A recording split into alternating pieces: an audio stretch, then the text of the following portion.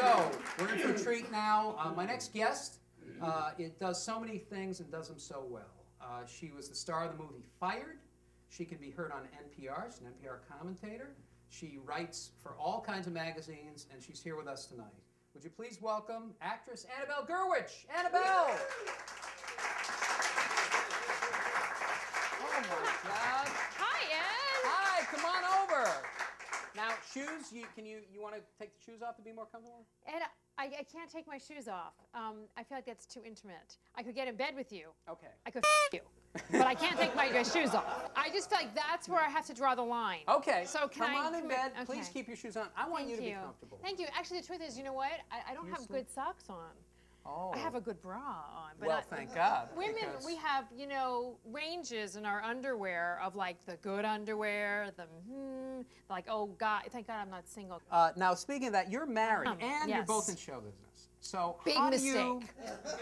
What advice can you give? I mean, you've been married a while now. We've been married for 12 years. And I said to Jeff the other day, I said, God, I never thought I could hate someone with so much specificity.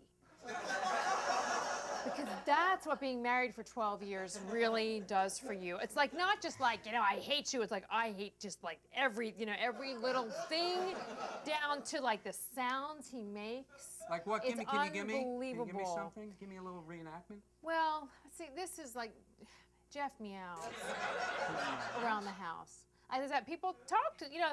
See, this is why no one should live in such close proximity to another person. You shouldn't know this about them. Yeah. At first I thought he was actually talking to the cat, because we have a cat, but no, the cat could be elsewhere. He just does that all, and I hate that sound. You had something happened in your life besides marriage. There's so many things going on that really changed your life, I think, and that was working with Woody Allen. When I got hired by Woody, you know, I got very excited about the whole thing. I had this whole thing built up. And the truth is, actually, I don't really talk about this part of it, but I did have this fantasy. It's so creepy that, you know, he would fall in love with me, and I would be like Diane Keaton or Mia Farrow. But he fired you in a very unusual way. He called me retarded, which I am not, actually.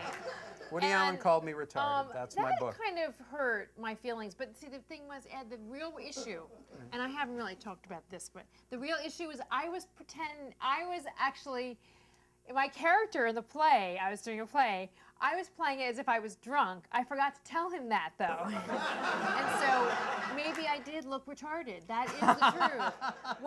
I was sort of tardo. And he fired me, and instead of just, you know, crawling away and crying, I wrote a book, made a documentary, did a live touring show, did a radio show. I did this Nation magazine cruise to Alaska, and I actually did panels with Ralph Nader, which was interesting. That's got to be great. Yeah, he's very interesting. He's really quite brilliant, and I had threatened to throw him overboard.